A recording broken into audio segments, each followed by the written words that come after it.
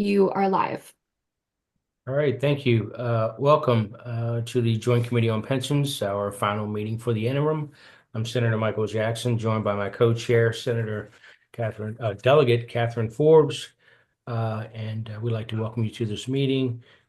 Before we continue, Chair Forbes, would you like to bring greetings? No, thank you so much, and we're looking forward to the presentations today. Absolutely. Thank you very much. I will echo that, and we will turn it over as we move through the agenda, we're moving into our decisions section. So, Joe and Philip. Thank you, Mr. Chair. And Joe and I will be bouncing back and forth. We've kind of divvied these up. So we're going to start off with Joe. We'll start out with running you all through the board requested legislation. And we'll just, after each item, we'll call for a vote. Yes. I'll let the chairs. Okay, great. The first one is an item to bring into parity or conformity the public safety retirement programs that are the ones, the systems for LEOPS, the law enforcement officers, state police, as well as corps for the correctional officers. Bring those systems into conformity with something that happened after the reforms in 2011 that allowed members of the state employees and state teachers systems that vested after 10 years prior to 2011, prior to the reforms of the pension systems in 2011, it allowed them to leave and defer their benefits and then come back. If they came back later, they could return right where they were. They didn't have to start all over again. And for no reason, we investigated, the State Retirement Agency investigated and couldn't find a particular reason for leaving out the public safety systems, but this measure would just bring them in alignment with everybody else. So they wouldn't have to have two different retirement accounts. Absolutely. Thank you. Do we have anyone willing to make a motion? Recommend option A. Any second? So motion was made in second. All in favor? Aye. Anyone opposed? All right, thank you. Joe, Philip? All right. Thank you, Mr. Chair. The next item has to do with kind of a Mr. Chairman. Yes. I'm sorry, you had your hand up. Sorry. Thank you. Just for the record, just because I am a part of that Yes. LEOPS and I left and I have returned, I would like to abstain from that vote. Thank you. Very wise there, sir. Thank you. All right, so noted. The next item is a piece of corrective clarifying legislation related to the state police drop program. So the way the entry for the drop program works, there are certain limitations on how long somebody can remain in the drop program. And historically, there's been a calculation based on how much service credit a member has versus a certain total number of years. Now, this became an issue that was uncovered by the state retirement system and the state police plan because a few years ago in 2020, there was legislation that provided once a member in the state police system reached 28 years of service, which equates to their maximum statutory benefit, they would stop contributing. What ended up happening, though, is the drop was extended a few times, and the way the drop provision reads is the difference between 32 years and the member's service credit. Previously, that was not an issue because it used to have alignment there. But what happens is since the members don't pay in after 28 years, if they keep working, they may be with state police in a position that otherwise would be eligible for upwards of, well beyond that. Age 60 is their mandatory retirement age. And so this creates a problem of clarity with the calculation for eligibility to participate in drop, because effectively once a member hits that 28 years, the statute says the difference between 32 years and the member's service credit. So it's never going to hit a situation where they won't have ability to enroll in drop because of their work tenure. And so the board brought this all to your attention, believing this was an oversight. And so the corrective legislation would be to specify, if the committee is in support, to make a clarifying correction that the drop limitation would be calculated on the member's employment in a state police retirement system eligible position instead of a member's service credit, to address that issue where individuals working beyond that 28-year period have that kind of loophole anomaly going on there. Thank you for that, Philip. Any questions from anyone? We get a motion from someone. A motion that we use option A, the joint committee will sponsor the legislation. Thank you for the motion. Second. Second. Thank you for the second. Anyone opposed to that? All right, passes. Philip, Joe. All right. The next item we have is legislation related to the reemployment earnings limitations. So when individuals retire, if they come back to work in a position that's covered by one of the plans, there's limitations on how much they can receive in compensation as a reemployed retiree for 5 years after retirement. Some of the other plans don't have this, but generally there are some exclusions. So like I just mentioned, if an employee is generally subject to an offset if they've been retired for more than 5 years, they're exempt from that. But another exemption is related to their average final compensation. So a number of years ago, there was an exemption from an employment offset if retirees' annual final compensation was less than $10,000. That was increased to $25,000. There are also no similar exemptions related to some of the disability benefits. And so the board had recommended legislation that would increase that to $35,000 from the current $25,000 limit, as well as apply it to the disability benefit retirees.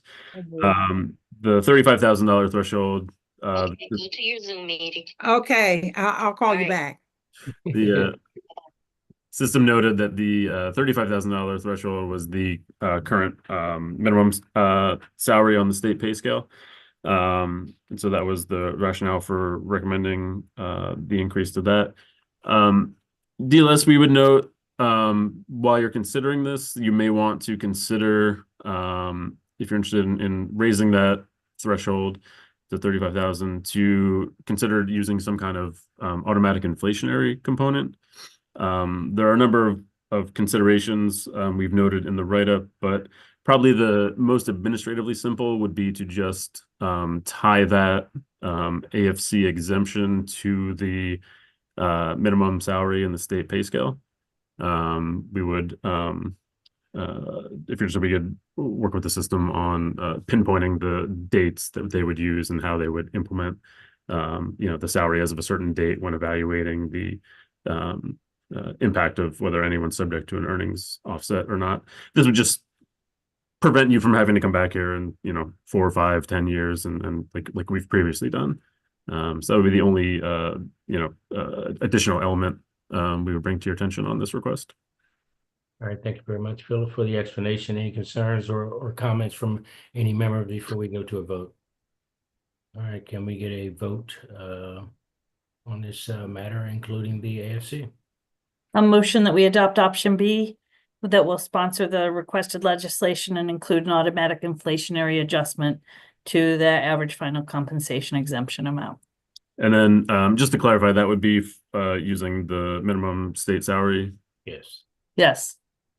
Thank you. Any second? Second. Thank you very much. To anyone that's opposed to this legislation? All right, it passes, Philip. All right, Joe is up next for the next few.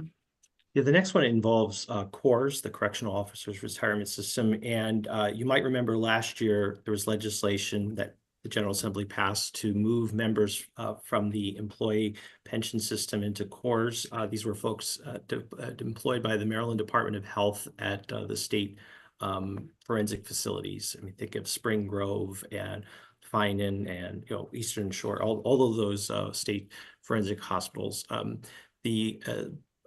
The legislation inadvertently omitted security attendant supervisors and managers. So that's just, that oversight needs to be corrected. Otherwise, you'd have people who had been moved into corps, assuming they started this past July or later. And then if they were promoted to supervisor or manager, they would have to be moved out of that and into the employee pension system. So in order to remedy that, this legislation would loop them in, put them into the corps. Thank you, Joe. Any questions, anyone? All right, can we get a motion? Motion that we adopt option A, the joint committee will sponsor this legislation. Thank you. Second. Thank you for the second. Anyone opposed to this? It's passed. Thank you. Joe? The next one is actually a request. The State Retirement Agency will even staff this to create a study group on Title 37, which is a part of the state personnel and pensions article that governs transfers of service from any state or local retirement system to one another. Like if you're going, I just mentioned the employee pension system to corps, that's a common one. And Ann Gothrop from the State Retirement Agency likened this when she presented to this group earlier this fall. She likened it to like a 7-layer bean dip. I might even say it's like from Friends, if you remember the show Friends, Rachel Green's Thanksgiving trifle. It's got something in there that's not quite right. It seems like in each part, it's the only part of the state pension law and that deals with all 23 counties in Baltimore City, municipalities, the state. It goes back to the 90s and it's such a hodgepodge. So the proposal would be to create a work group, a study group to meet over the next interim to really look at this. And it could be, all are welcome. That's the idea. That wouldn't be necessarily just people from State Retirement Agency. It would include local folks, folks from the legislature all over the state. So that would hopefully clean that up so that it's not such a hot mess. Is it just a study group? It is. Yeah. Senator, Yes. we're hoping, our goal with this was that at the end of the interim, we would present our findings to the Joint Committee on Pensions with any corrective legislation, clarifying legislation that might come out of this work group. Thank you very much. All right, any other questions or concerns? Could we get a vote? Motion that we sponsor this requested legislation. Second. Thank you all very much. Anyone opposed?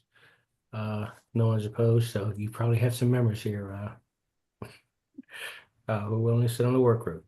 Anyway, next, Joe. The next one is just a small measure that would move the due dates for 2 reports from September 1st and December 1st, respectively, to November 1st and December 31st. These are the due dates for a couple of reports from the State Retirement Agency to the General Assembly. And I have to really recognize Ann Gothrop for her time meeting with the DLS library to review all of the different reports. And it was our DLS library that recommended to the State Retirement Agency that they could seek some later due dates in order to allow enough time to get those in. Thank you. Any concerns, comments? Ms. Gothrop, would you like to elaborate further? No, just thank you, Joe, for your kind words. DLS library, it's much brighter, more spacious place now. Oh, they It's are beautiful. Beautiful. spectacular. Can we have a vote? A motion that we sponsor this requested legislation. Second. Thank you. Motion made in second. All in favor? Aye. Anyone opposed? Motion passes. Thank you. All right, the next, we have 2 left. The next one has to do with the system's administrative fees. So prior to 2011, the administrative budget for the system was funded solely through drawing down funds from the trust as a system expense. In 2011, a process was put in place that would effectively charge participating employers a per member amount that was calculated to fund the operations of the system. Over the years, the implementation and administration of this was found to be pretty cumbersome.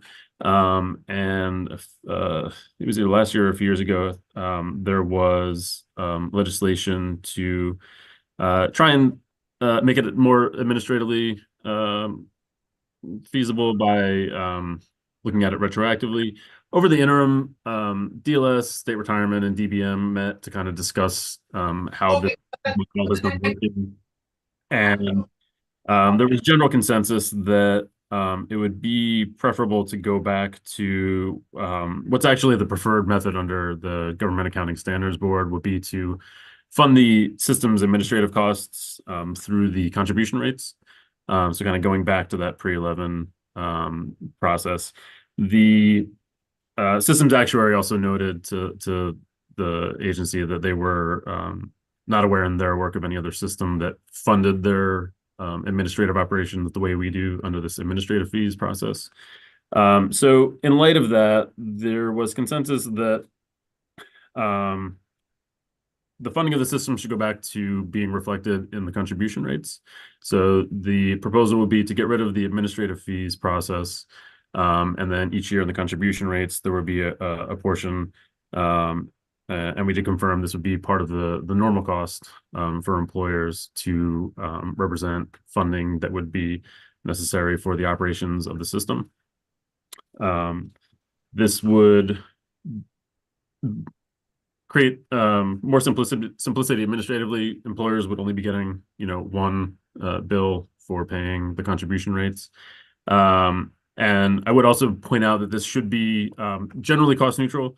It's not increasing any costs. It's not meant to shift any costs between state or local jurisdictions. It's meant to just kind of go back to the prior way of funding the system's operations through the contribution rates instead of this separate cumbersome process that over the years has involved a lot of tracking and rectifying year over year.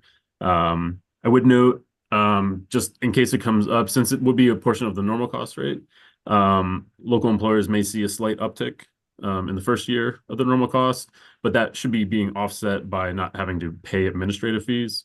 So it's a matter of just kind of swapping which mechanism the system is being funded through for its operational costs, and then only any future increases attributable to that rate would only be related to increased operational costs of the system. So overall, it's meant to be basically neutral in terms of cost to participating employers. It's just the mechanism by which those funds are getting to the system for their operational expenses.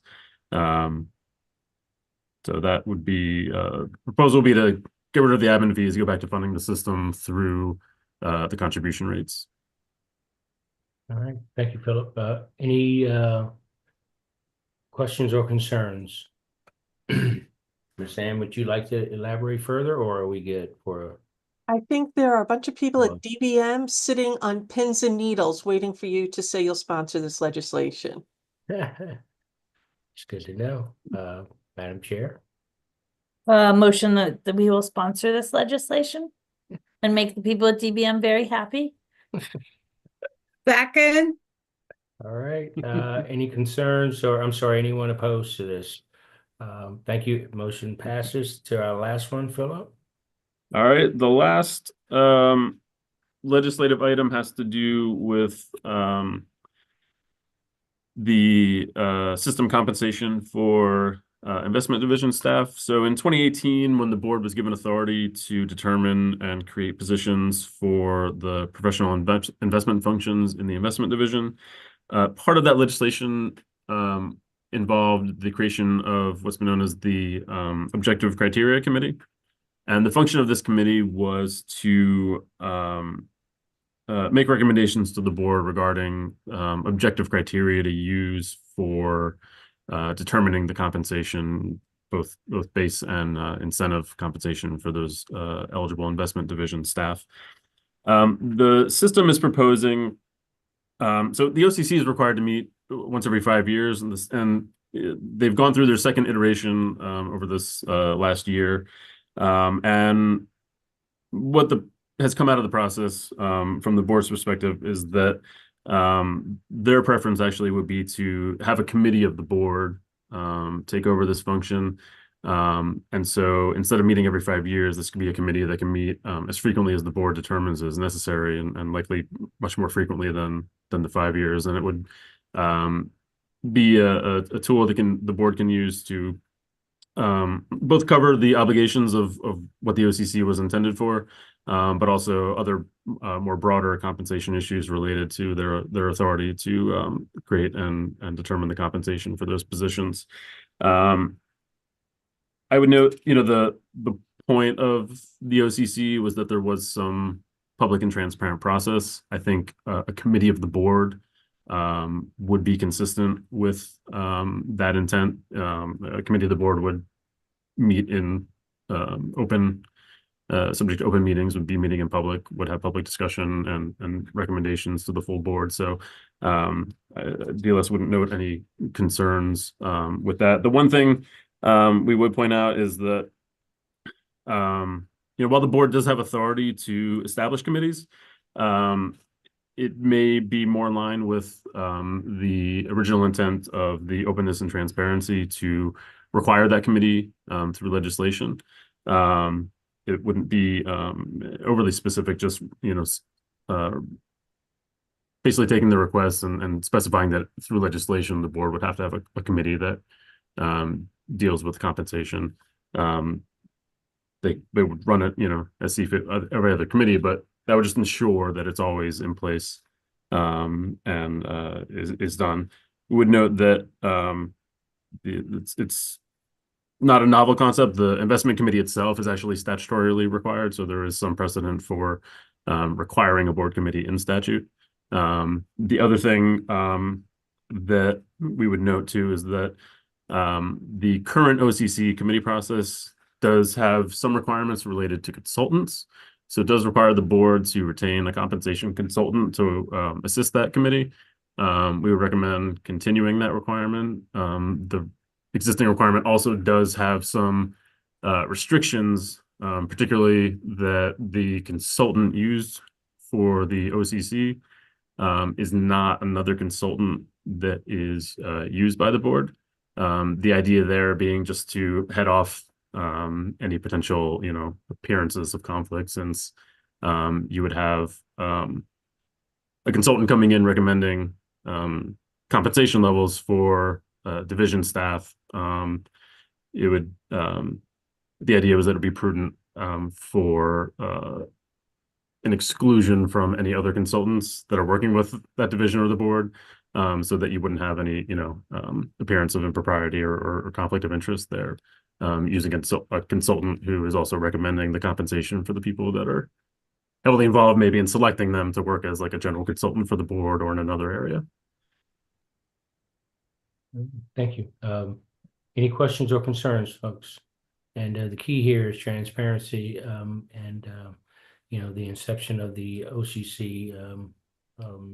We have participated. There was a senator and a delegate from this board that was on it. So if no questions, could we have Mr. Chairman? Yes. Excuse me, I'm sorry. I wanted to also mention that since we brought this to your attention in October, we came across 2 other compensation issues that would be corrective in nature that we are going to be bringing in we can bring them as amendments, but I wanted to give you during the session, but I wanted to give you all a heads up about them now. Okay. The first would be, there's a provision in the code that, well, let me start by saying a couple years ago, you passed legislation for the investment division and for the CIO of the investment division that if they were to retire directly from the investment division, they would still get their whatever they had been awarded in incentive compensation that they had not received yet. Prior to that, it was if you left, you forfeited everything, but you made that exception for retirement. A similar exception should have been added into provisions under those same sections that talk about furloughs. Right now, it says if someone leaves from the investment division during a furlough, they forfeit everything. They don't get anything. And in talking with your counsel, we believe that there should be an exemption in there for if you retire during a furlough so that you're not losing what you've been awarded. The other thing I wanted to call to your attention that I just realized last week, if anyone from the investment division who's been awarded incentive compensation, including the CIO, were to pass away while an active member of the plan, unless the general death benefit is a return of contributions and 1 year's salary. It does not address any unpaid incentive compensation that's been awarded. And so the family, the designated beneficiary of that individual would not receive what the member would have received. So we can bring this during session to have you fully vet that, but I wanted to let you know about those two particular issues that we had stumbled upon. No, I do appreciate you bringing that before us, and we'll look forward to vetting that out during the legislative session. So thank you. Any other comments or concerns? We can get a motion. A motion that we sponsor the requested legislation. Second, Just to clarify on that, so first it would be repealing the OCC provisions. Does that motion also include codifying a requirement of the committee that's being proposed, as well as retaining the My motion includes that and making sure that it's transparent and public. right, as well as process of the meetings of, right, as well as the consultant provisions? Component, yes. my motion includes all of that. second, Thank you, Madam Chair. And do we still have the second? second. Thank you all very much. All in favor? Aye. Anyone opposed? Aye. Motion passes. Thank you, Philip and Joe, for this, and Miss Ann for the decision segment of our today's meeting. Without further ado, we will move on to the next segment, our annual state retirement and pension system investment overview. Philip and Drew. All right, thank you. So I'll be going through the annual investment overview next. First, I'd like to thank the system, CIO Palmer, Deputy CIO Bird, Executive Director Martin Noven, Ann Gothrop, the Director of Legislative Affairs. And I'll try and get through this as quickly as I can. I apologize, there's a lot to cover here, but we can go ahead and start by skipping ahead to Exhibit 1 on page 3. This is going to be the systems. Let me see if I can. There we go. It might be a little better. Systems asset allocation. The reason we note this is just that the systems asset allocation is something that is going to largely drive system returns. The board, after the Great Recession in 2008 and 2009, took steps to de-risk the portfolio through additional diversification, with the intent of trying to mitigate the volatility and also preserving system assets in times of market downturns. We note, lower allocations to certain investment asset classes that are in growth patterns will result in the system lagging relative performance, which we'll talk about in a little bit later, but also has, on the other side of the coin, it mitigates volatility. And that's really, in DLS's view, one of the main concerns as the plan sponsor that you all should have. Volatility in investment returns will create volatility in contribution rates, which need to be funded through the annual budgets. So the less volatility in investment returns, in theory, the less volatility in contribution rates and a more stable and reliable budgetary commitment on the part of the state. And Philip, can you, if I might, if Ms. Callie, if you could expand the presentation for us a little bit. Is that a little better? I've got it on the Yes, screen. thank there. you. Yeah, I'm just trying to make sure I'm getting everything on there. Thank you very much. So turn to Exhibit 2 now on page 5. This will be showing the system's investment returns for the fiscal 2024. Overall, the system returned 6.93%. That amount is net of fees. This was above the assumed rate of return of 6.8%. The system also exceeded its policy benchmarks for the system as a whole by 0.59%. The total market value of the system's assets was 68.2 billion as of June 30, 2024, compared to 65.2 at the end of fiscal 2023. The investment results did vary within the subgroups in the asset classes, as you can see on Exhibit 2. One thing you'll see is as we turn to Exhibit 3 on page 6, we will show you the. There we go. Let's go.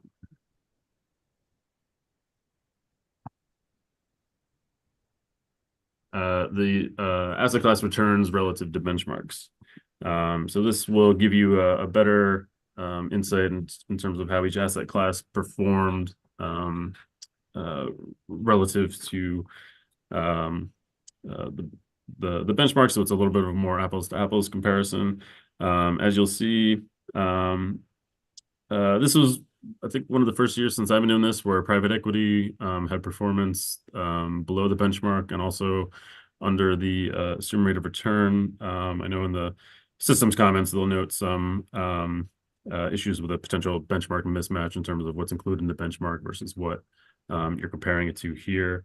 But you do see generally the system was able to either perform close to benchmark or have excess, including mitigating some losses when you had some negative returns, as well as having other areas where there was excess return. I would note, if you go down the absolute return and multi-asset, that's an error. Those are not negative returns. Those are positive returns. And so on the multi-asset, you have 9.88% return, not a negative 9.88% return. Also with pretty decent excess returns there. Absolute return, 5.86% return, although you did have a significant underperformance on the benchmark. Turning to page 7, we have our first request for comment from the system that they would comment on the return performance in relation to the benchmarks, and for any assets and sub-asset classes that underperformed, they should comment on the factors that led to the underperformance and whether these factors are expected to negatively affect performance going forward. Exhibit 4 on page 7 turns our discussion to performance relative to other systems. This one is always a little bit of a tricky discussion to have. I would note that this first exhibit here 4 is total system returns. And so this will be against the universe, including other systems with assets greater than 25 billion. And what you generally see over the years here, as in past years, is that the system's asset allocation is a strong driver of overall performance. And so when comparing to other systems, that's something you'll want to keep in mind. So we generally have a lower allocation to public equity than other peer plans. In addition, the system does not have a bias towards U.S. equity in that public equity sector. And so when you have other systems with higher allocations to assets that are performing better, that will impact the overall return of the plan. And so it'll also impact the results when you're comparing Maryland to other systems. And so what we would turn to next on page 8, we have here in Exhibit 5. This is Tuck's rankings by asset class. So this is going to give you a more apples to apples comparison on how well the system is performing its investment duties with respect to a particular asset class. So for here, you'll see that there's significant improvement, whereas before total plan, our 1-year return was the 94th percentile. So in Tuck's, 1 is the highest, 100 is the lowest. But when you look at the system's performance on an individual asset class basis, you see significant performance. And again, here, one thing I would note with the total equity and U.S. equity, there's that difference again. So we don't have that U.S. bias.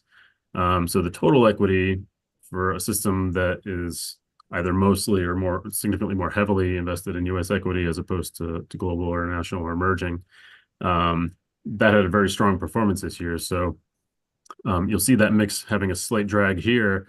But when you look at the individual performance on U.S. equity, we have a rank of 32. So significantly better performance you'll see throughout by asset class, which is a better apples to apples comparison when you're looking at other plans and how they're actually performing when you're filtering out the impact of the asset allocation.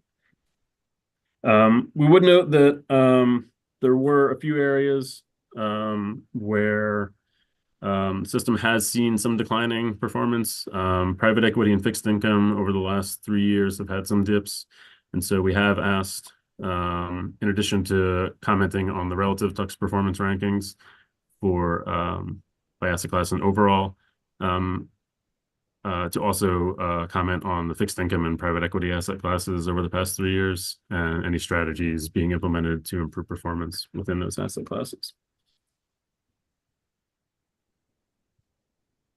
We would also have our annual request just to update the system or update the committee on how the system's asset allocation strategy is affecting the system's investment return volatility and the impact of to the system of that any mitigated volatility. The next topic for discussion is the system's investment management fees. So Exhibit 6 here on page 10 shows the management fees for fiscal 24 and 23. The system incurred $437 million in management fees during fiscal 2024, a slight increase from $434 million in fiscal 23. Although fees paid as a percentage of system assets were slightly less in fiscal 24. You'll see 0.66% versus 0.68% in fiscal 23. The fees will also fluctuate as assets increase and decrease. So when you're looking at the management fees we've been paying, if you're looking back over a multi-year span, it's not necessarily a bad thing when you have fees increasing, provided your overall assets are also increasing, which we've seen over the past year. On page 11, we have some information here on the system's performance in some asset classes, comparing active and passive management. What you will see here is generally the system's actively managed assets. So here in U.S. equity and nominal fixed income had better performance than the passively managed assets. U.S. nominal fixed income also generally outperformed, achieving higher returns or avoiding deeper losses. So as you see down here, passive had a negative return, but the active had a positive return for the year. The one thing we have asked is just to have the system comment on the impact of allocating a significantly higher portion of the system's international developed equity investments to compared to actively managed funds, given the performance differentials. On pages 12 and 13, we have discussions on absolute return and private equity fees. Absolute return has consistently had underperformance relative to the assumed rate of return, also regarding benchmarks, and does account for a large portion of system management fees. So given that historic low rate of return and underperformance, we've asked the system to comment on the absolute return asset class, including market conditions leading to the low level of returns and underperformance to the benchmark, and whether there's any consideration to reducing the allocation as a result of long-term underperformance. Private equity this year had a dip in return. It is another asset class that has high fee structures. However, generally the performance in private equity has been positive to the benchmark, and also the overall returns have been pretty positive for the system. So for the 1, 3, 5, and 10-year periods, the returns have been 5.24% for the 1 year, 9.53 for the 3 year, 15.38 for the 5, and 14.95 for the 10-year. And as we noted earlier in the Tux rankings, the system's private equity portfolio generally ranks near the top comparatively to other plans for generally for most of the time periods being evaluated. We've also asked the system to provide an update on carried interest to the extent they can for calendar 2024, and to comment on the feasibility of including carried interest in the regular fee reports. One thing related there is that some of the timelines for the carried interest fees don't match up with our fiscal year analysis, so that generally results in some delay and mismatch on reporting the carried interest fees. Although also keep in mind on the carried interest fees that those are generally going to whatever you pay in carried interest, you're generally going to be receiving a multiple of return. So high carried interest fees are actually not a bad thing in most contexts, because the more carried interest is being allocated to the general partners and the managing partners, you're getting multiples of return to the system on that. The next discussion we have relates to investment division staffing. So back in 2018, the General Assembly granted the board authority to set the compensation for investment division personnel, including establishing positions and setting the compensation, including incentive compensation. The division staff are considered off budget, so they're technically the way that their operations are worked is they're funded as a system expense. The legislation since 2018 has allowed the system to hire a significant amount of additional staff, and also progress forward into their internal management of assets, which will also help with the system return, as internally managed assets are not going to have the fee arrangements we have with external managers. So that system is concept is as we bring things internally, we'll have significant amounts of fee savings, which should more than cover the additional costs for additional staff and compensation in the division. The 2018 legislation did include a number of limitations on the board's authority to set compensation, and in particular with incentive compensation.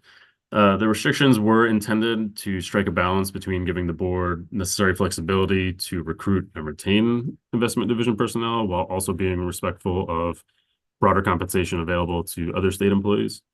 With regard to the use of incentive compensation, the legislation required that it only be granted based upon objective criteria adopted by the board. You all just had some discussion about the objective criteria committee, which the plan is to replace that with a compensation committee. But that is one of the features built into the legislation, providing some transparency and public accountability for the use of that authority. The OCC process underwent its second round of review over the past year. Committee discussed the need to find balance between base compensation and incentive compensation comprising an employee's total cash compensation. There was discussion of the statutory cap being limited to 33% of base compensation for incentive compensation, resulting in some limitations on getting employees to the target ranges for the compensation levels that were being reviewed. DLS would note that during the passage of legislation in 2018, there was discussion around the risks that higher weight towards incentive compensation could incentivize division employees to take additional risks when managing system assets. Again, we're a pension fund paying out monthly checks with a long-term horizon, so the focus in some of that discussion was keeping that in mind. So we didn't want to overweight incentive compensation and risk additional risk in investment activities. So we have asked again our yearly requests for the agency to comment on the use of the Compensation Adjustment Authority, and to note whether there's been any difficulties recruiting and retaining staff since the passage of the legislation, and to update the committee on the number of resignations and terminations since the passage of that legislation. On page 15, we started a discussion of incentive compensation. So the legislation passed requires incentive compensation to be paid out over multiple years. The board's current policy is to pay incentives earned over a 2-year period. The acts included this requirement in part as a retention incentive, and it was also modeled off a previous existing policy of the board to pay incentive compensation for the CIO over a period of 3 years. The incentive compensation earned is based to varying degrees on the performance of assets related to the system's actuarial rate of return, the system's policy benchmark, and asset class specific performance benchmarks. The OCC in its meetings explored whether a risk-based metric could be substituted for performance relative to the assumed rate of return, but the OCC consultant as well as the board's investment consultant could not identify a reasonable risk-based metric to use. During the July 2024 investment committee meeting of the board, there was further discussion concluding that a reasonable risk-based metric was not identified at the time, but that the board would continue to evaluate options for inclusion of a risk-based metric in the future. As part of the discussion, a motion was adopted to remove performance relative to the actuarial rate of return as a criteria for the CIO's incentive compensation, so that the incentive compensation for the CIO would now be based 100% on the investment performance relative to the policy benchmarks over a 3-year period. No such motion was made regarding other positions within the division. And as you can see in Exhibit 8, there are still a few positions that have performance relative to the actuarial rate of return as a component of their incentive compensation calculation. During the OCC process, there was discussion about whether basing incentive compensation on performance relative to the actuarial rate of return for the system made sense for staff that work primarily or exclusively in a select asset class, and for staff that did not have any role in advising the board on the system's asset allocation. As noted previously, the system's asset allocation is something that is going to drive the overall returns that the system experiences. The board had also had discussions regarding a provision of law that prohibits the payment of incentive compensation in a fiscal year during which state employees are subject to a salary furlough. Incentive compensation has generally been determined and designated for payment around the end of the first quarter of the fiscal year. The discussion the board had noted that the current practice could cause an issue with that prohibition on paying out when a furlough is in effect. And so they are going to be implementing a new approach where consulting with DBM, but also relating to the revenue projections that the state receives in September and December. Based on those outlooks, they will adjust the timeline for payout of incentive compensation. System staff and then the board's discussion had noted that historically all furloughs had been issued no later than January during a fiscal year. And so if the outlooks continue to be pessimistic, February would be when the board will be targeting paying out incentive compensation. We would note the statute only prohibits payment of incentive compensation during a furlough. So once a furlough is ended, any outstanding incentive compensation that was delayed could be paid out by the system. During the 2018 session, there was discussion as incorporating this as a feature of the authority as both a way to preserve equity between division staff and other state employees, as well as serving as a retention incentive, as division staff are not paid incentive compensation if they terminate their employment prior to the date when a payment is supposed to be made. Alternatively, DLS would note that establishing a practice of paying out incentive compensation on June 30th, which is the last day of a fiscal year, would be the most assured method of not paying out incentive compensation during a fiscal year in which there is a furlough. On page 17, we ask the system to update the committee on the use of incentive compensation. And additionally, we've also asked to comment on the process that led the board to remove fund performance relative to the system's assumed rate of return as one of the metrics used for determining eligibility for incentive compensation for the CIO, as performance relative to the system's assumed rate of return is still a component for other investment division staff with lesser involvement in advising the board on the system's asset allocation. On page 17, here we have a discussion. I'll skip over to Exhibit 9 on page 18, discussing the system's internal management of assets. System has about 13.5 billion in assets under management, which is about 20% of system assets. Exhibit 9 here shows the performance of the system's internal management program, where those managed assets generally exceeded or track closely with the asset benchmarks. Internally managed assets also don't carry the same fee expenses as externally managed assets. However, the performance here in Exhibit 9 does not show or factor in any fee savings. Yes, sir.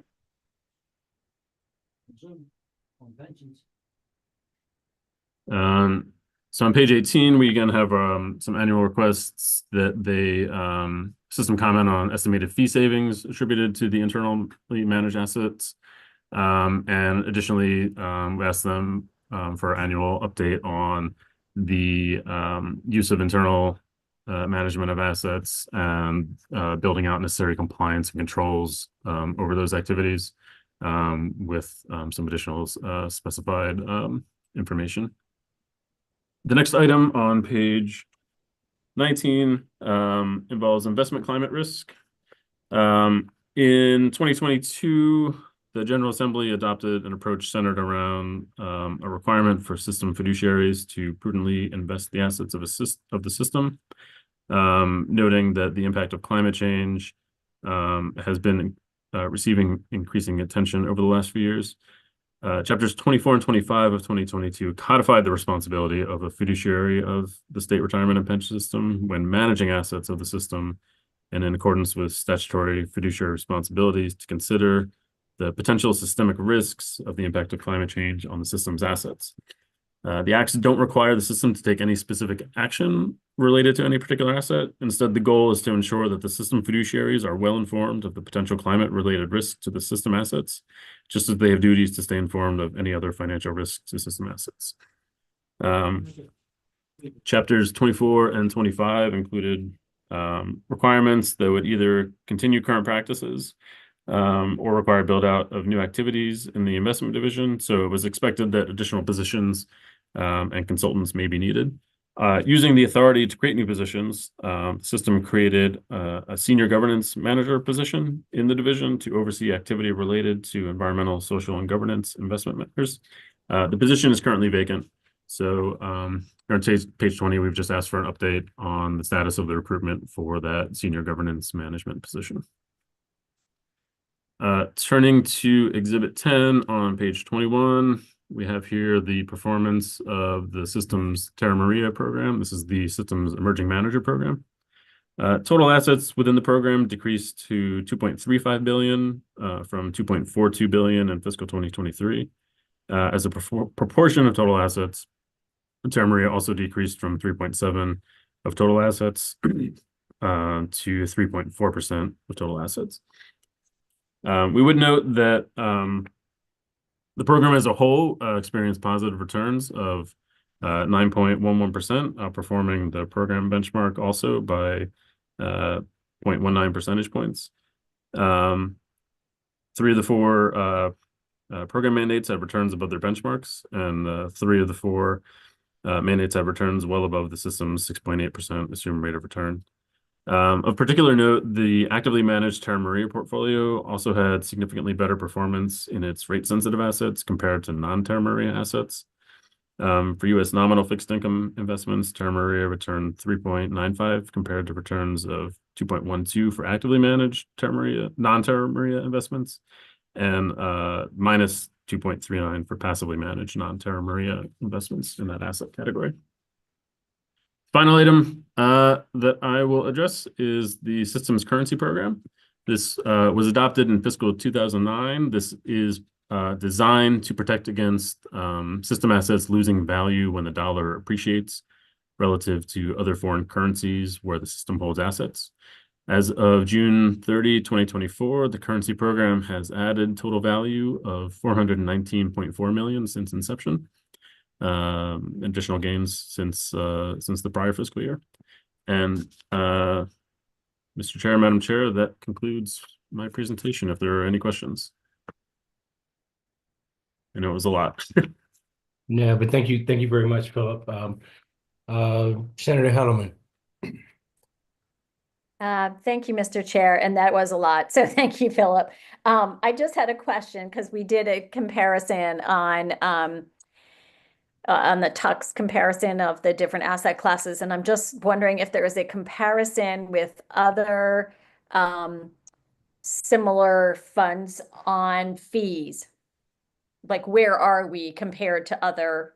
So, yeah, so similar to how we looked at the TUX. So you have the overall system, which is going to be driven by asset allocation. But then you drill down into the individual asset classes, and you'll see that, we have, in many places, much better performance. And so that secondary analysis is more of looking at two things that are the same. So you're going to experience the same issue when looking at fees. You're going to need to, first, obviously, you can look at the global picture. You can say, okay, a system has this many assets. System B has a similar amount of assets. System A paid, X in fees. System B paid X plus 200 million in fees. But then what you're going to want to do is you're going to want to, again, look at where those assets are invested. So, you'll have, there are some plans that have, I think our private equity is about 20%. There are some plans that are much more, other Right. plans. Can you break out fees by asset class? We have fees by asset class for our reporting. So we do have that information. We would have to get similar fee information from other systems to evaluate. I would note, a lot of the difficulty too is on some of the alternative investments. The fees Right. are Very specific, right? either specific, but also there's not a lot of public disclosure, and I think for various reasons. Obviously, if you're negotiating fees, having information about what other systems are paying can help you in those negotiations. And so there's a negotiation aspect in terms of establishing the fee rates. So even within a particular asset class that may have high fee rates, systems may be better or worse at negotiating those fee rates. The information I have, which has been discussed at previous board meetings from the investment consultant, is their perspective that's been discussed is generally our system has been able to negotiate more favorable fee arrangements than peer systems. We just don't have the particular detail on that. The only thing I would add is, I think that's kind of, it's hundreds of millions of dollars we're talking about. So I guess Right. if there's a way to. And, again, the other get some thing, of that information. right. The other thing, like I was noting before, there's certain assets where, particularly when you're talking about carried interest, high fees are not a bad thing. If I'm telling you I'm going to give you 4 times whatever I'm receiving, you want me to get a lot, so if we saw private equity carried interest jack up by, $500 million, we're receiving multiples of what looks like an expense to the benefit of the system. Now, other things like, if our fees on, S&P 500 index were way more than another plan, that would be cause for alarm. But again, I think, and you know, the systems staff can probably better address this too. But generally, with you know a more efficient market like you know a U.S. domestic equity index, it's pretty efficient. So you're probably not going to see too much of a wild swing in variance on those fees. And then the other thing I would note is you know the move to internal management is expected to have significant fee savings because we're not paying external managers to do stuff we can do in-house.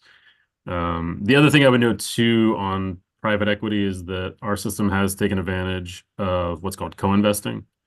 And so that allows the system to add additional capital to private equity investments that we're already committed to. And those, I've been informed, generally do not carry the same fee structures. So it's kind of, it effectively reduces the overall fee load on the committed investment to a particular private equity investment by Just sharing the fees. right. It's kind of like a little sidecar that doesn't have the same associated fee load. The drawback there is it you know can slightly lessen the diversification, but generally it's going to be something that we've kind of already evaluated as a decent investment opportunity. Thank you, Philip. Any other questions or concerns before we move to the response? Philip, from me, a couple of things. One, and I'm skimming through the response. We got it this afternoon, and just looking for more on the investment climate risk. I know there's a charter component that should be addressed today, or at least updated on. We're updated on. And secondly, the DEI manager position. Yeah, I would defer to the system on answering Got that. you. Okay. All right, cool. Anyone else? All right. Andrew, welcome. You and your team. Thank you, Senator. Good to be here. Yes, sir. Ninth time I've joined you for this, which is Did you always say ninth, fun. Andrew? Did you say ninth? Ninth, yeah. Wow. I missed it. I missed it last time. Bob picked it for me last year. No. I wasn't commenting on that aspect of it, but it's you know, a few of us you know, were around when you first came on. So yeah, Seems like just yesterday, doesn't it? Yeah. So it's great to be with you. Thank you for the opportunity to speak with you. I'm gonna my son-in-law introduced me to a concept called the 695 guy, which is a person who over-explains things and can tell you where all the Home Depots are on every exit of 695. And I'm gonna try not to be that person today. But let me before I get started on my summary of our response, let me just address Senator Hiddleman's question about fees. It's a great question. One of the things our strategic plan is specifically addressing how do we address the fees we pay and make sure that we are generating as much return as we can through those fees. And that's been an ongoing project that's part of our annual discussion with staff and how we're implementing things. So to Philip's point, the consultant has done periodic reviews of our asset managers and what we pay them, and have generally said that we are paying below sort of market rates for what we're doing. That's one of the advantages we have, is that we're a large investor and we can get volume discounts. But we do other things. We do the co-investment that Philip talked about, which is generally no fee and no carry. So a very effective way to leverage the relationships we've already built. So that's one way we're working with. But we also, because we've kind of expanded staff and we have a good relationship with the Attorney General's office, we are able to take advantage of some discounting from being an early committer to private funds. Sometimes if you go in the first offering, and they'll give you some discounts. So we take advantage of everything we can to lower the fees. But I'll reinforce the point that for many of these investments, you have tremendous amount of value for the fee you pay, and you really have to think about the value relative to the fee. So hopefully that answers some of your questions. I know it's a lot of money. We are trying to make it as small as possible, while still making it effective. So I'll stop there on that unless there's a follow-up. And what I really wanted to do was just kind of try to summarize our responses and try to capture some of the information and address multiple sort of topics at once and not go through the whole document. I don't, I think that would be in the 695 guy realm. But first, I want to thank Philip again for the good work he's done in putting this together. It's a very detailed and thorough and objective commentary on what's gone on in the past year. So I want to thank him, but I also want to thank Bob Bird for again putting most of these responses together. He kind of drives this for us and always does a fantastic job. So thank you to Bob for that. So what I want to do is really talk about some of the performance questions. I'll address some of the work that has come from the legislation on staffing and the OCC meeting, and a few other pieces along the way to maybe summarize these. Now, hopefully I can do this in another like 10 or so minutes, 12 minutes, and then have some questions if there are some.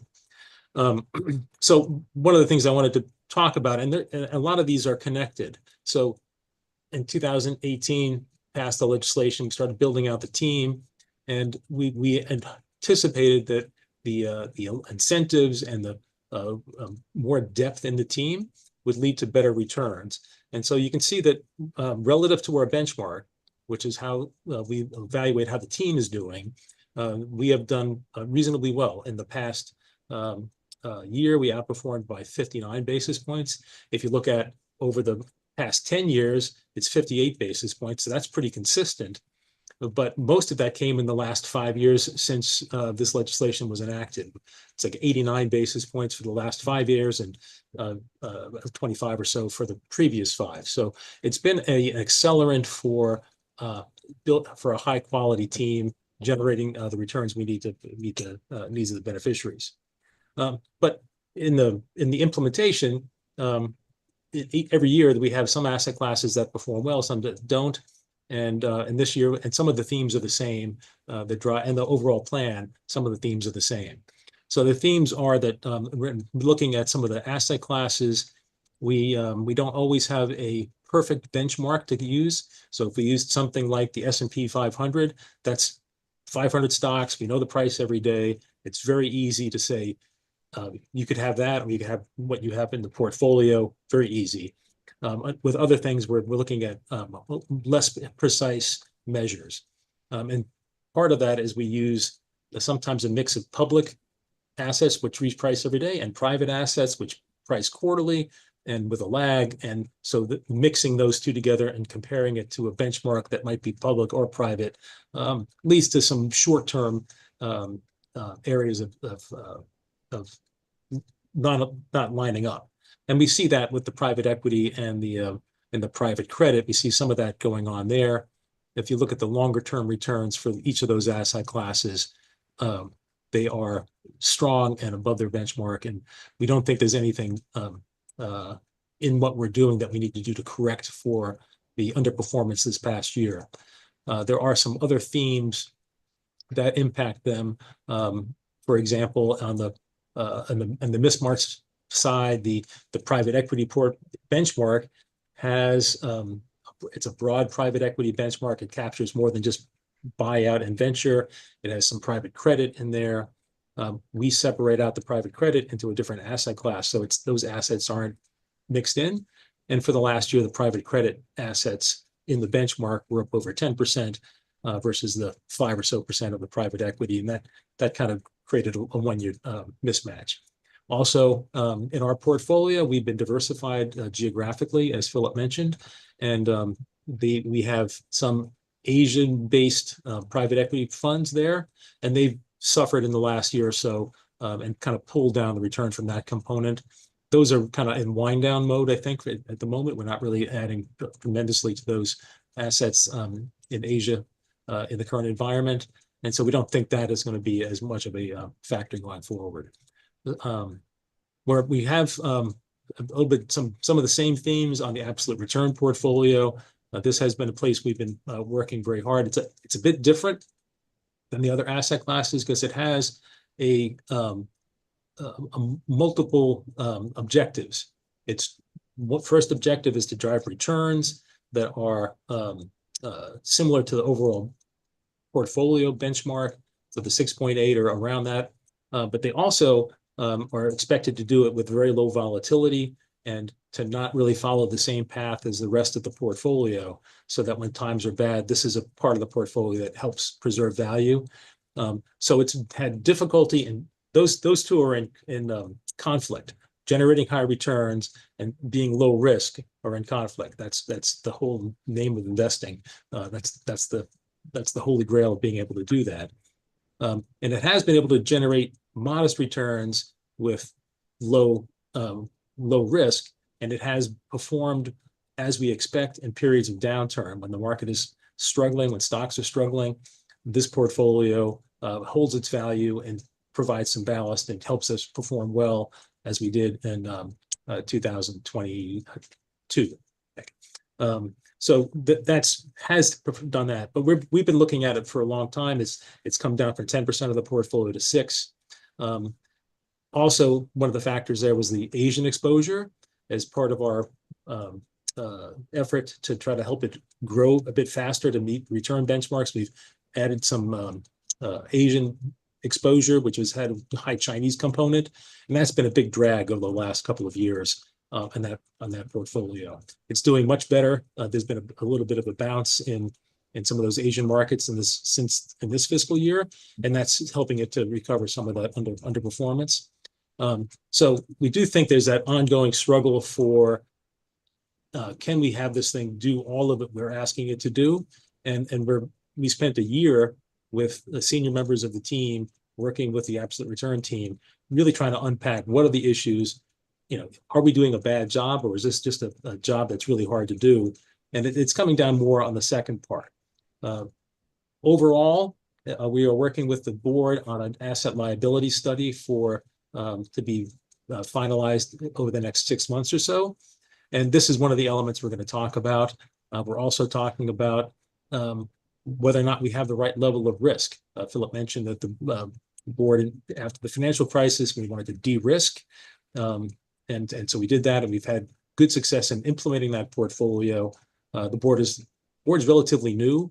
I think of the 15-member board, I think 9 or 10 of them have less than 3 years on the board. So this is their first time through this exercise. And so we're taking a deliberate look at the risk tolerance that the board has, and we'll be evaluating whether or not we should be moving a little bit further out the risk spectrum to potentially drive more returns. We still want to make sure we have the balance to protect the contribution rates from being too volatile. But that's enough. As part of that discussion, we're going to look at this absolute return portfolio and see if we want to repurpose it, or eliminate it, or do something else with it, or maintain it. But that is one of the main focuses of that discussion. So let me mention there. I'll mention a few things on some of the questions that came up. One was on the climate bill. So we are in the process of posting our latest climate risk report. That'll be posted next in January. It's been reviewed by the board. We took a lot of commentary from parties who had been reviewed the last years and suggested ways we could improve our practice. And so we took those to heart and incorporated them into this year's work. And so that'll be reported there. Some of the other parts of that legislation talked about the board creating a climate advisory panel. And we have been able to work with the board and try to figure out what this would look like. Is it a committee of the board? Is it open meetings, subject to open meetings? Can it be some other kind of entity? And so it took a while to really kind of get through that and decide what it is we wanted to do as a board.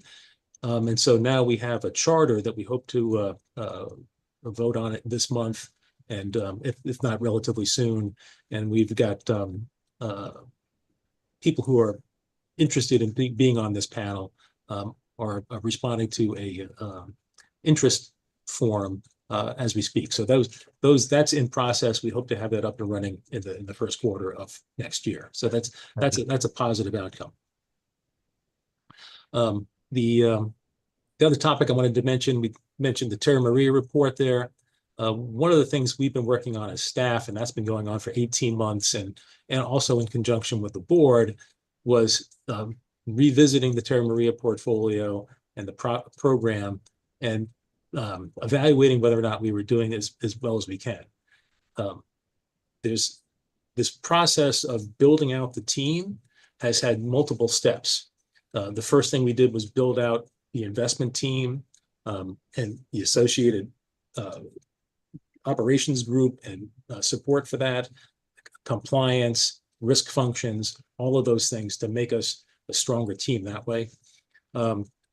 What we realized is when we were a small team, this Terra Maria program was sort of embedded in each of the asset classes without anybody having real ownership. And so the reporting on it is a bit inconsistent, and even the messaging around it is inconsistent. And so we had gone to the investment committee and board and asked that we want to create a group of people to focus on this. For example, we have a report there that has the Terra Maria portfolio. It really focuses on the public market assets.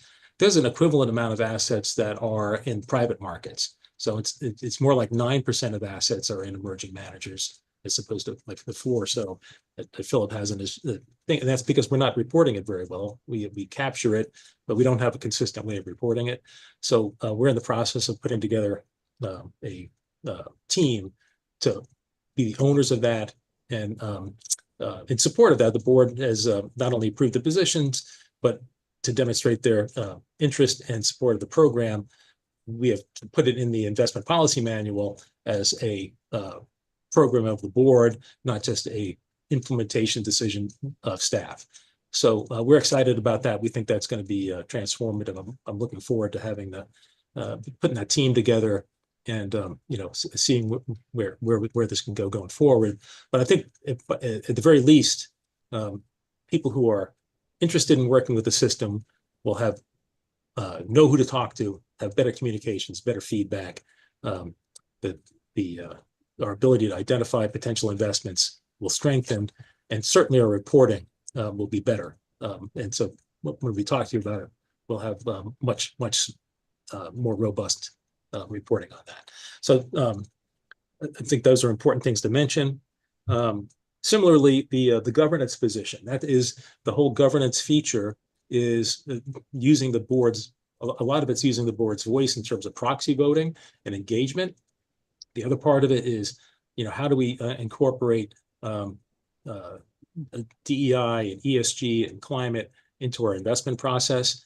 This is another piece that has been incorporated into the asset classes with some committee work kind of overseeing it, but there hasn't been an ownership person to kind of drive that and help make things consistent across teams and actually, create an agenda and drive to outcomes there.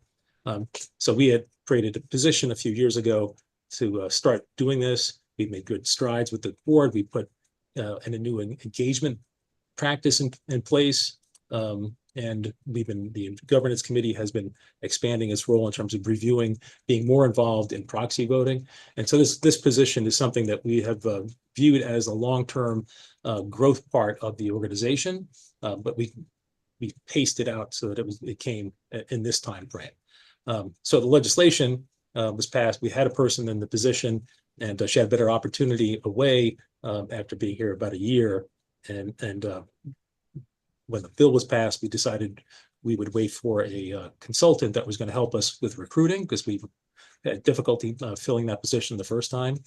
But that's taken a long time. So now we are in the recruiting process right now. We have some high quality candidates that we hope to be able to make an offer to in the near future. So that's hopeful. So we're looking forward to bringing that person on board. In addition to that, the board approved a support person, a more junior person, to work with that person to kind of build out some of the things we're trying to do. And then we'll see how much we need to add to that piece going forward. I will I will let, well, maybe I'll comment on the DEI position, and Martin can correct me just because I'm on a roll here. So the DEI position, I think we are in the process of we found a pin for it, and we are in the process of creating a posting for that. But am I correct, Martin? That is correct. Yeah. And so we're hoping to fill that one as well in the near future. And let's see, the other thing I would mention on the, I'll move to the objective criteria committee and Well, before you move, Andrew, if I might, you were on a roll. So it's about 4 or 5 things that that you addressed that were they were brought up as concerns or questions or from your overview. So you mentioned 2 or 3 sort of either teams or panels that you all are putting together. From a reporting standpoint, how are we to wait for this annual report, or do you anticipate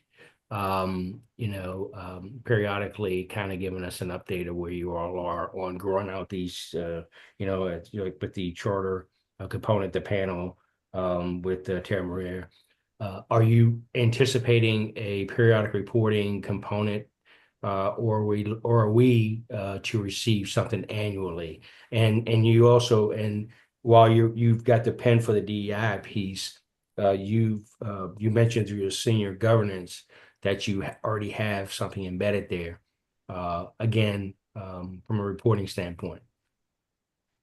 So I think in legislation, and maybe I could ask Ann to help me here, but I think we have reporting requirements on the Emerging Manager Program and MWBE utilization through the governor's office, and that's a report that we send to you every year.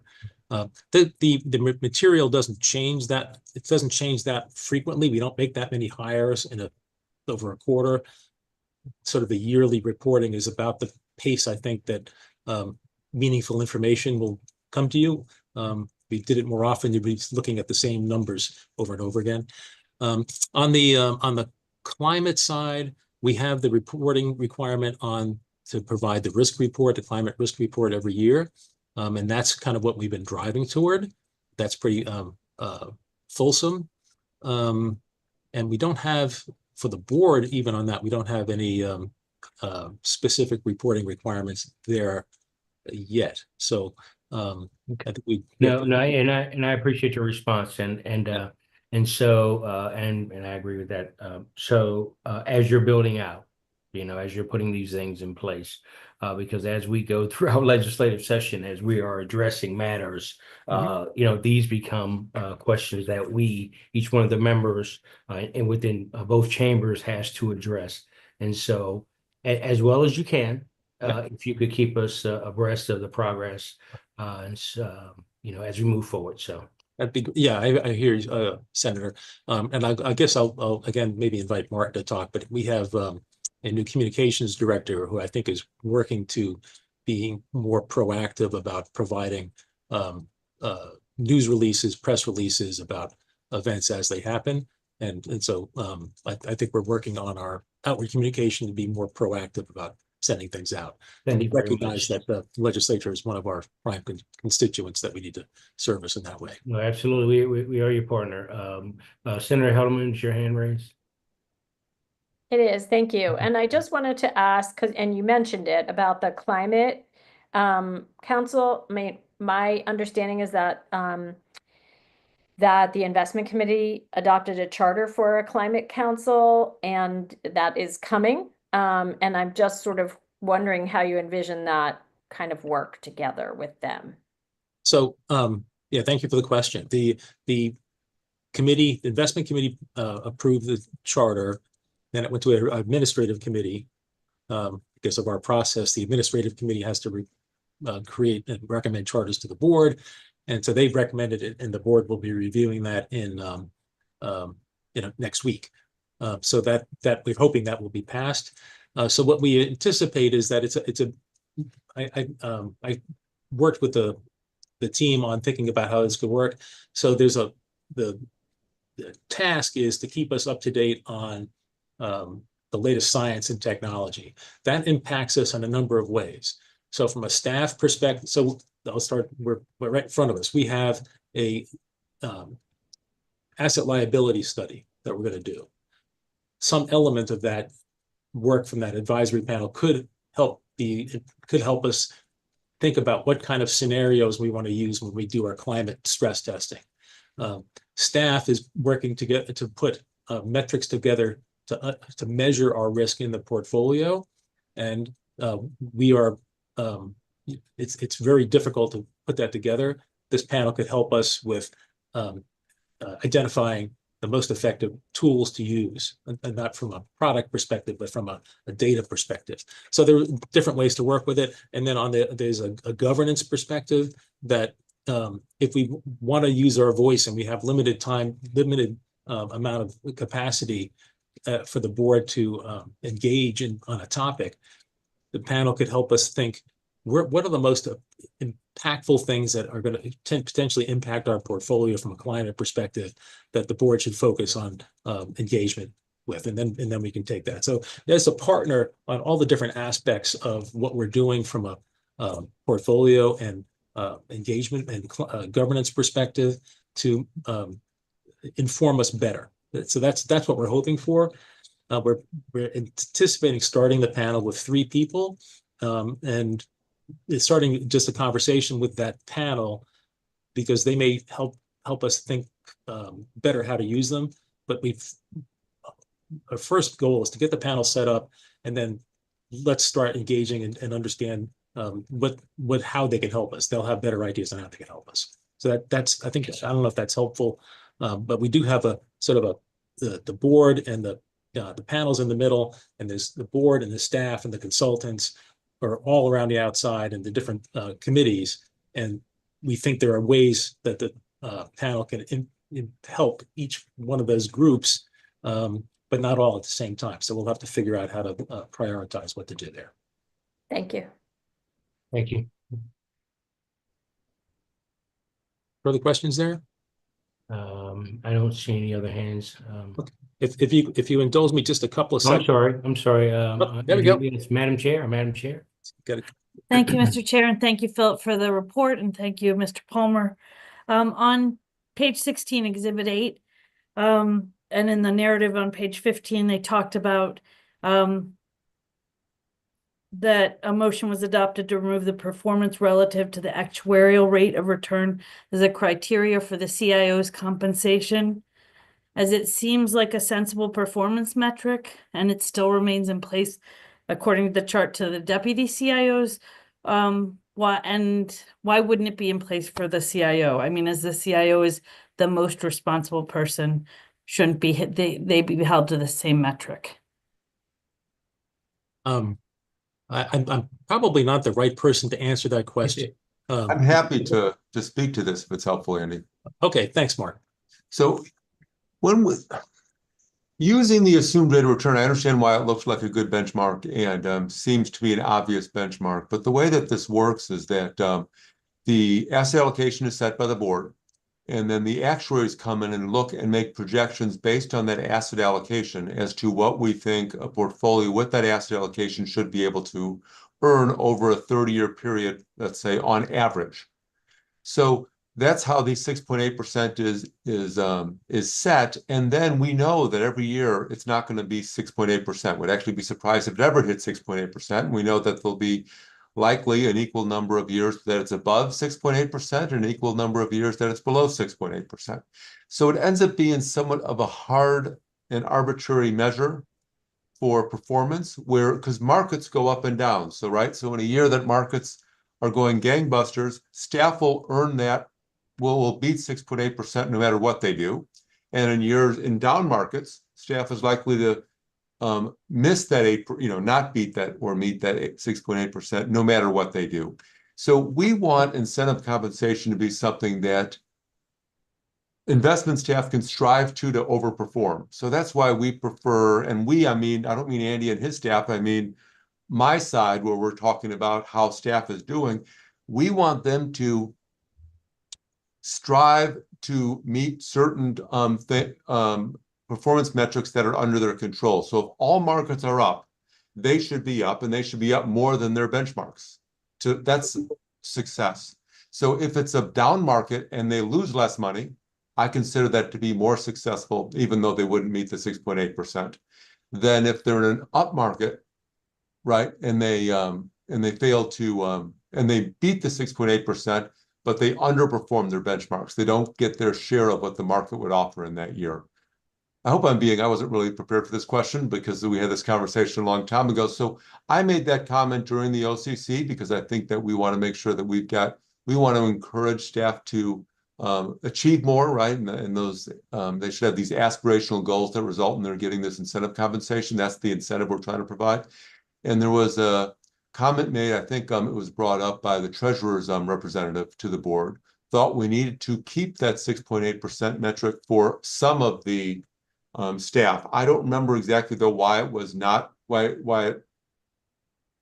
removed from the CIOs, but not from the deputy CIOs. But those were the two arguments we had. One was it's an expectation because it's been there for a long time. The other was the argument that I just made. And I think the committee made recommendations and the board adopted it based on, I don't want to say splitting the baby, but using it some places and less with in other positions. I can talk. That's a great why. I can talk a little bit about the how on the how. The how is that because it's explained in our written commentary, but I make recommendations for my staff, and Martin makes recommendations for me. I shouldn't be making recommendations for myself. And so we'd had this conversation, and this came back to the committee because we had another feature that we tried to do, as Philip mentioned, on the risk metric. When that was, the board said we don't have a risk metric, we needed to figure out what to do with the allocation that was originally in that adopted recommendation. And so we recommended that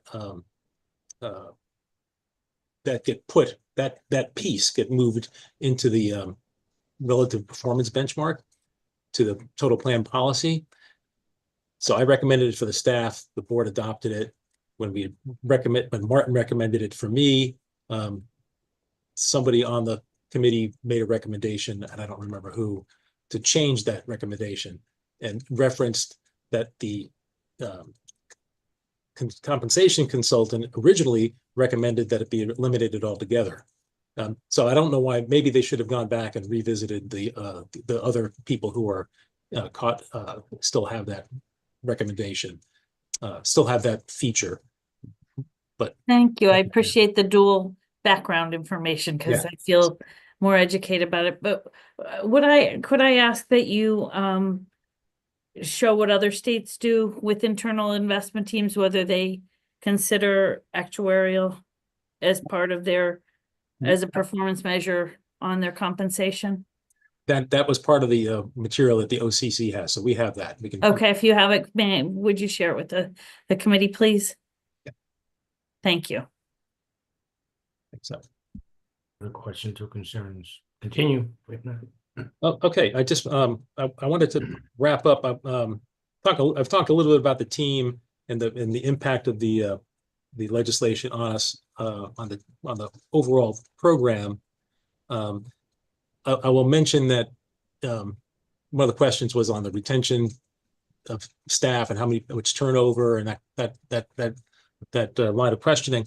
So we have been able to expand the size of the team and from around 25 people to over 50 people today, which has been very helpful. While we were doing that, we were also raising people's compensation to get them toward the target. And as you know, we've talked about this in the past. The new hires, many of them were being hired at compensation above their superiors, their bosses. So we had that kind of a dynamic.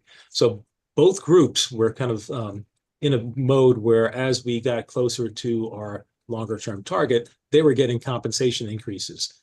The incumbents, because they were moving toward the market median, and the new hires because initially they were kind of held back while we were waiting for the incumbents to catch up. So that is a great retention tool. if you're in a job and you have a high confidence that next year you're going to get a significant raise, it's hard to go someplace else, even if they may offer you more today. You've got this path you know you're on. So that's kind of ended because we've kind of got to that median piece. Where, you know, that may change as we do another market comparison. But so that retention piece is a bit muted.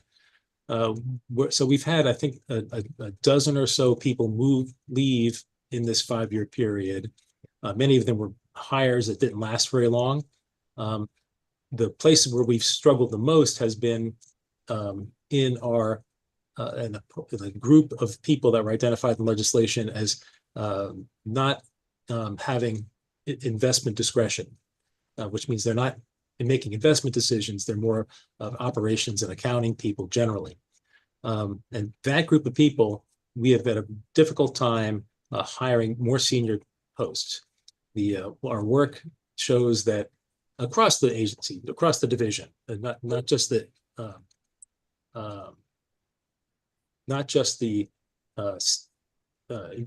non-investment people, but the investment people, the junior people are reasonably in market, even with compensation levels similar to other state employees. But when we get to the senior levels, that was our problem that you helped us address with the investment staff. We're struggling with the people who are in the senior levels of these operations and accounting people positions. Right now, we don't have a managing director for this group. We don't have a director for accounting. We don't have a director for operations. And we've had several times we've hired people that didn't last. So that has been a struggle for us. Part of it is the compensation levels, and getting those set correctly is a bit of a challenge. We're still working on that. And part of it is that there's a bit of a culture problem with people on the same team having different sort of treatments. So that's been a challenge for us, I will admit. The other place, even the senior governance position, one of the reasons we had trouble with that position initially is that trying to figure out how that position is compensated. It's an investment position, but most of the time they're not going to have investment discretion. They're in the middle. They're helping us make investment decisions, but they're not making investment decisions. So it was a little bit gray, and we struggled with what the compensation level should be for that, and that showed up in how we were able to recruit. So it just makes it a bit of a challenge. So if I might, you mentioned some challenges with folks with thinking they're being treated differently. Are we talking from a compensation standpoint? It's been a compensation standpoint primarily. So I guess your plan is to we go over this oftentimes with our state about retention challenges in all walks. Oftentimes, getting the word out or the message out that, these are the plans to go forward. So I know you mentioned that a little while ago about senior members bringing in newer members, paying at a certain rate. We are definitely interested in, as you move through these challenges of getting those positions filled, because we're trying to figure that out in other entities. No, I know it's a challenge across the state. I know. Oh, it is. No, we're not alone. It's a growing challenge. So, thank you. I'll just make one other comment, if I may. I wanted to introduce Thomas Kim on the call here. He's a recent hire as a deputy CIO. We've been on a program to strengthen the team leadership. And one of the things we've been doing is a program to improve our position structures and our feedback loop for employees. This came out of our DEI group and some of our leadership discussions that, if we hire people, we need to make sure we have good feedback, good training, and a clear career path. And so we've been working to implement that over the last couple of years. And part of the problem we had was that the senior people, Bob and I, basically were becoming roadblocks because we just had too much coming through us. So we hired Tom partly to help make us the the leadership team more functional, and partly to create some depth and some succession planning for me, because I'm, this is not a thing I'm going to do forever. So we're trying to make sure we have a strong team in place for eventual change. So I think I want to stop there and just say thank you for the time and the partnership we've had with you over the last 10 years has been fantastic, and we understand that the 1 year number looks like a challenge. We expect that these private assets will kick in, and we'll have a good support from them in future numbers. All right, thank you. And again, Thomas, welcome to the team. And we spoke briefly earlier. So any other comments or concerns from the members? So, all right. Thank you very much, Philip. Thank you for your presentation. Thank you, Andrew, for you and your team. And closing remarks, Madam Chair, you have any? Just thank you, Philip and Joe, and thank you, Mr. Palmer and your team. And I wish everyone a good holiday season and the best in the new year. We'll circle back around then, spend some time together. Thank you. We'll send that to you. Absolutely. We look forward to the reports in January, and thank you all very much. Terrific holiday for everyone. Safe holiday with your families. And thank you all very much. We'll be speaking soon. Thank you, Senator. Take care, everybody. Happy holidays. Happy holidays. Happy holidays.